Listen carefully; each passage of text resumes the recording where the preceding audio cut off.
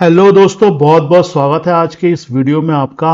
आज बात करेंगे इस वीडियो के अंदर, जैसे टाइटल पढ़ा है आपने, एलआईसी और एसबीआई क्या डूब जाएंगे, क्या वो बर्बाद हो जाएंगे, क्या वो ख़त्म हो जाएंगे, उन्हें नुकसान हो जाएगा, ये वो जो भी कहानीबाजी चल रही है उसके बारे में बात करेंगे।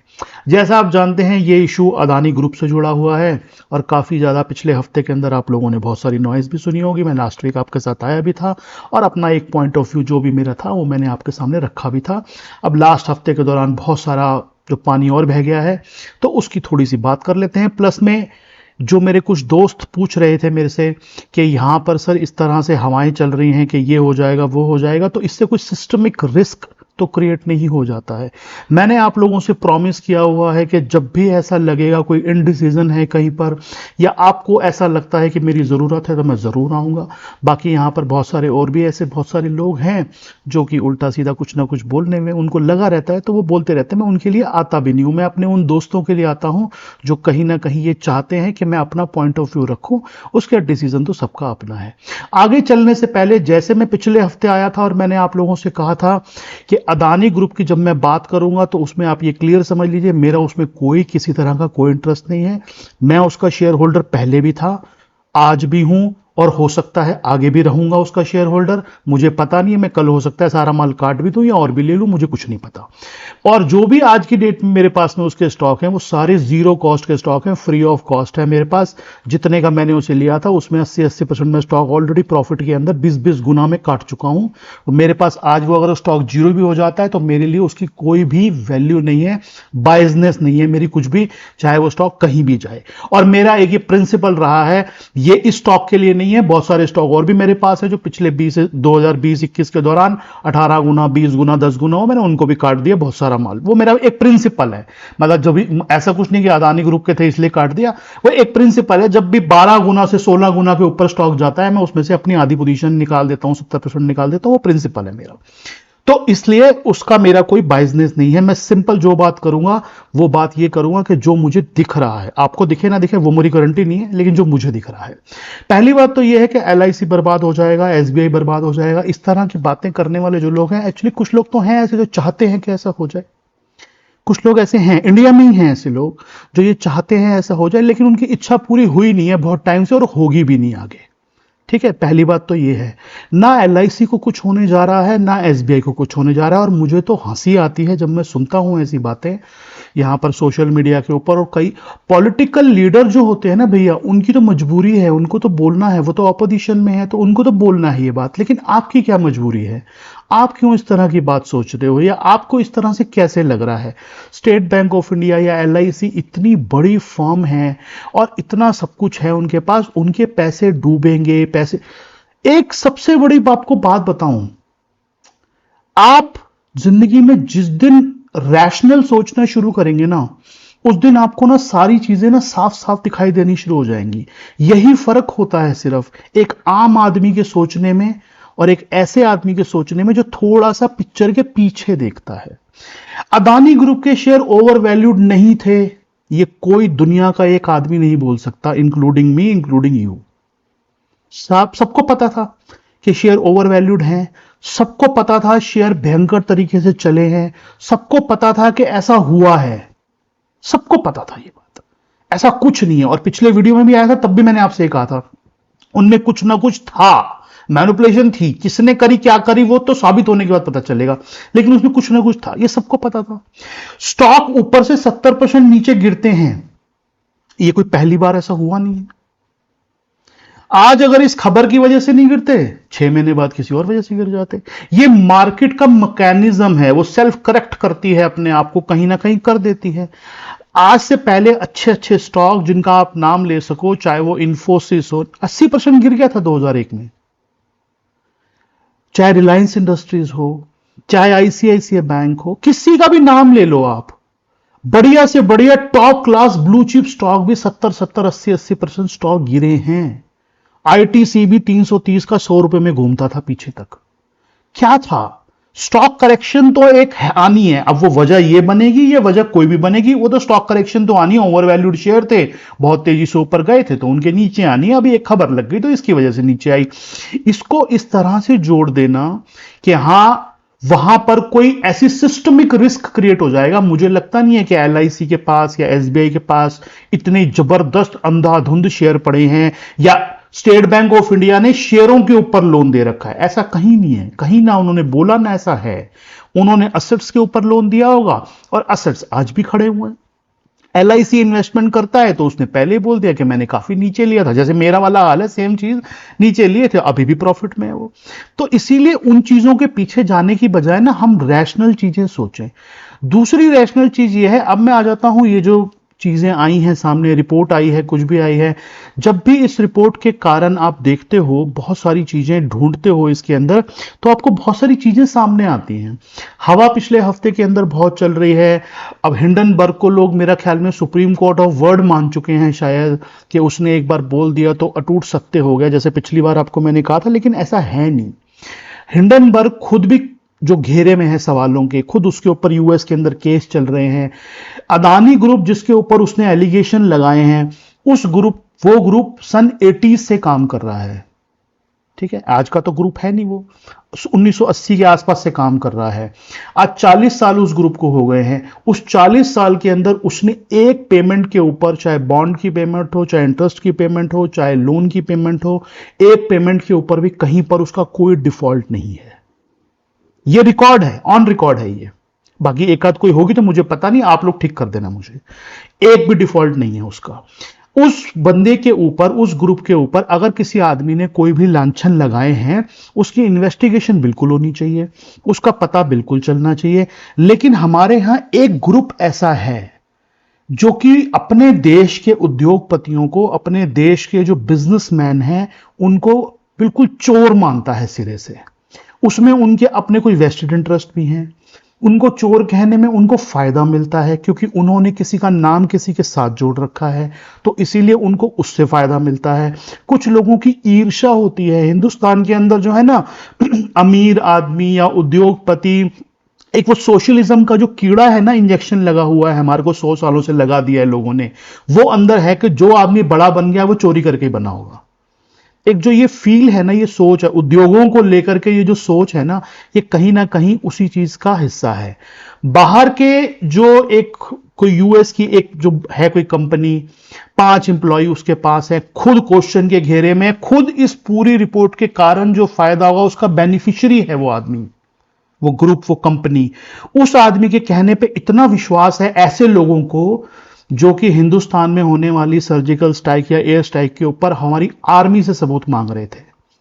मैं एक आपको खाली कॉन्टेक्स्ट दे रहा हूं, बाकी देखो फैसला आपके हाथ में है, कि ऐसा वाला ग्रुप है जो एक आर्मी से सबूत मांगता है, और एक कंपनी उठ के आके आपके उद्योगपति के ऊपर कोई इल्जाम लगाती है, उसको साबित होने का भी आप वेट नहीं करते और सीधा सीधा उसको आप चोर बोलना शुरू कर देते हो। पता है वो क्यों करा उसने ये काम? आज हिंडनबर्ग जो वहां पर है, उसने ये काम क्यों करा? क्योंकि उसको ये बात पता थी कि उसको इंडिया में भी इसको भयंकर सपोर्ट मिलेगा। उसको पता था इंडिया में, इंडिया के अंदर छेद करने वाले लोग बहुत ज्यादा है। उसको पता था कि वैसे ही अदानी को लेकर के बहुत सारी, अदानी अंबानी वो जो खेल चलता रहता है, उसको लेकर के बहुत सारा हल्ला गुल्ला है, तो मैं जैसे ही ये छोड़ूंगा रॉकेट, एकदम से जो है वहां पर हल्ला मच जाएगा। और वो देखा आपने, हो भी रहा है, चाहे वो आपके पॉलिटिक्स में हो चाहे बाकी जगह हो, एकदम कैच कर लिया हाथों हाथ के ये आया कोई मामला। पिछले 25 सालों में, 22 सालों में मोदी जी के ऊपर इल्जाम लगाने के लिए कोई मिला नहीं करप्शन का चार्ज, इसको जोड़ के देख लेते हैं, हो सकता है कुछ बन जाए। पहले रफेल में ट्राई किया, बहुतों में किया, तो नहीं बना। ये मैं आपको ना रैशनल सोचना सिखा रहा हूं। मैं कोई व्यू कोई नहीं दे रहा, मैं आपको सिखा रहा हूं रैशनल कैसे सोचा जाता है, रैशनल किस ढंग से सोचा जाता है। वो कंपनी बोल रही है मैं 2 साल से रिसर्च कर रही हूं। 2 साल पहले तो कोविड था भाई, तू वैक्सीन लगवा रहा था कि रिसर्च कर रहा था? 2 साल पहले तो इसके शेयर भी 300 रुपए का मिल रहा था। अदानी इंटरनेशनल का शेयर 150-300 रुपए का था। 2 साल पहले तेरे को क्या दिख गया था? ये कुल जो है 6 महीने पुराना मेरा ख्याल खेल होगा सारा। ये वो क्यों हुआ है शुरू खेल? वो पिछले बार रीजन बताया था आपको, पेट में दर्द है बहुत लोगों के। यूएस की कंपनियां हैं, कई देश हैं ऐसे, हिंदुस्तान पिछले परफॉर्मेंस देखी उन्होंने, हम इतना इतना गिर गए, यहां पर कुछ हो ही नहीं रहा, इन्फ्लेशन से ये लोग निकल गए, वैक्सीनेशन इन्होंने बना ली, 140 करोड़ लोग जहां पर थे, हम तो सोचते थे कोविड में ये देश बर्बाद हो जाएगा, ये फिर वहां से उबर गया। ये पेट में दर्द यहां की कुछ पॉलिटिकल पार्टियों को भी है और वहां की भी है, होंगी, ऑब्वियसली होगी। इसके अलावा एक आदमी जो है वो नंबर 1 पे आ गया 10 लोगों की लिस्ट में। अब एक यहां पर ना पॉइंट आपको रैशनल तरीके से और सोचना है। स्टॉक मार्केट के जो वेल्थ है ना, वो पेपर वेल्थ होती है। उसको ना तो कोई अच्छा बिजनेसमैन ना आदमी मान के चलता है कि हाँ ये मेरी वेल्थ है, आज उसका स्टॉक लिस्टेड है तो वो ये मान के नहीं चलता कि ये मैंने पैसे कमा लिए। वो पता है कि कागजों में है, कल को गिर जाएगा तो गिर जाएगा। तो इसीलिए, लेकिन अब जो बातें करने वाले वो तो कहते थे कि हाँ ये देखो इन्होंने इतने पैसे कमाए। जो यही वाला ग्रुप है सारा का सारा, वो कहता था देखो ये अमीर हो गए 2 साल के अंदर, इन्होंने बहुत पैसे कमा लिए। ऐसी ही भाषा यूज करते थे ना कि 2 सालों के अंदर इसमें इतनी ग्रोथ आ गई। वो ग्रोथ एक्चुअली कंपनी में नहीं आई थी, कंपनी तो जैसे चल रही थी थोड़ा अच्छा चल रही होगी, और वो ग्रोथ आई थी स्टॉक प्राइजेस में। तो स्टॉक प्राइजेस का अपना एक बिहेवियर है, मार्केट का अपना एक सिस्टम है कि हाँ वो ऊपर भी जाती है वो नीचे भी आती है, मैकेनिज्म है, वो सेल्फ एडजस्ट कर लेती है अपने आप को। और इस तरह के जो अटैक हैं वो अपना जो धीरूभाई अंबानी पे नहीं हुए, धीरूभाई अंबानी पे भी हुए। मैं आपको बताऊं, आप जाके हिस्ट्री चेक करो, 80s के अंदर धीरूभाई अंबानी के साथ सेम स्टोरियां हुई हैं कई बार। उस समय भी वजह यही थी कि उनकी कंपनी बहुत तेजी से बढ़ रही थी, तो वो आंखों में खटक रहा था। बहुत सारे जो इस तरह के सोशलिस्ट जो लोग हैं ना, उनकी आंखों में खटक रहा था, तो उन्होंने उसके ऊपर इल्जाम लगाया हुआ। आज धीरूभाई अंबानी बाहर आ गए, आज उनकी लोग कदर करते हैं, वैल्यू करते हैं उस चीज को लेकर के। उन्होंने बिजनेस बनाया, उन्होंने हिंदुस्तान के अंदर बहुत बड़ा एक वो बनाया, इंडस्ट्री बनाई। लेकिन उस समय अगर थे ना जो लोग, वो यही हिंदू खून तो वही है ना, जो लोग वही थे वो आज भी वही है, चेंज नहीं हो गया कोई मामला, सब कुछ वही का वही मौजूद है। तो हम जब इन चीजों को देखते हैं तो हमें यहां पर यह भी देखना है कि जो एक आदमी सामने बोल रहा है, एक तो उसको पता था कि यहां पर मुझे बहुत सपोर्ट मिलेगी, लोगों की बहुत सपोर्ट मिलेगी, मैं आऊंगा तो मेरे को कुछ करना ही नहीं पड़ेगा, यही लोग कर देंगे मेरे को। तो उसने एक रिपोर्ट निकाली और चुप करके बैठ गया, देख लो आप, बिल्कुल चुप करके बैठ गया। वो जो कर रहे हैं हम ही कर रहे हैं, सारे आपस में कीचड़ एक दूसरे पे उछाले जा रहे हैं हम। उससे पूछ भी नहीं रहा कोई आदमी कि तेरे पास सबूत है कोई, तेरे पास कुछ है, या कोर्ट ऑफ लॉ में जब तक प्रूव नहीं होता हम कैसे मान लें, क्या कोई नहीं बात कर रहा। चोर चोर, गद्दार, देशद्रोही, फ्रॉड, ये बोले जा रहे हैं। एक 4 साल पुरानी कंपनी, एक 40 साल पुरानी कंपनी को जिसने 1 रुपए का आज तक डिफॉल्ट नहीं किया, उसको फ्रॉड बोलने की हिम्मत है और उसको इंडिया में सपोर्ट मिलता है। यह है हमारे देश में ना कहीं दिक्कत है, इंटरनली प्रॉब्लम है ये। हर आदमी जो है उसके इंटरेस्ट है, वेस्ट इंटरेस्ट, उनका तो इंटरेस्ट है ही यही। जैसे मैंने पिछली बार आपको कहा था ना, टूल किट एक है। अभी आप देखो पिछले 2-3 दिनों के अंदर रॉयटर्स की खबरें, टाइम्स की खबरें, सब निकाल रहे हैं, और सब क्या चिपका रहे हैं साथ में, मोदी फ्रेंडशिप, ये वो। तुम न्यूज़पेपर हो, तुम कोई ऐसे कुछ भी, मतलब ऐसे नहीं हो कि उठ के आ गए तुम बोल दिया। तुम अगर ये बात बोल रहे हो कि वो मोदी का दोस्त है, कहां से पता चला तुम्हें? मोदी जी ने कहा, अदानी जी ने कहा, कोई प्रूफ है तुम पे कि कुछ खास तरीके से उनको फेवर किया गया है? एक बेरोजगार आदमी है हिंदुस्तान के अंदर जो पूरी हिंदुस्तान में घूम रहा है, वही बोलता है सारा दिन, और कोई नहीं बोलता। या तो तुम उसका एजेंडा चला रहे हो, या तुम्हारे पास कोई सबूत है। तुम कैसे नाम जोड़ रहे हो? वो तो जोड़ रहा है, चलो ठीक है, उसको पॉलिटिकल है एजेंडा, तुम कैसे जोड़ रहे हो? ये तो तुम्हारा भी कोई, मतलब तुम्हारी भी टूल किट चल रही है ना कोई, इसका मतलब कहीं ना कहीं अंदर। मैं सर इस वीडियो में आपको आंसर नहीं दे रहा हूं, मैं क्वेश्चन खड़े कर रहा हूं आपके सामने क्वेश्चन खड़े कर रहा हूं। आप रैशनल तरीके से सोचो। एक कंपनी जो है 40 साल से चल रही है, हजारों लोगों को इंप्लॉय करती है, यहां पे उनके घर चलते हैं उससे, लाखों करोड़ रुपए का टैक्स देती है, 1 रुपए की पेमेंट डिफॉल्ट नहीं किया आज तक।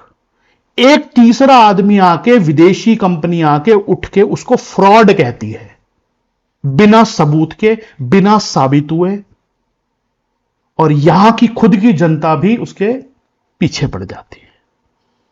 वो जनता जो हमारी इंडियन आर्मी से सबूत मांगती थी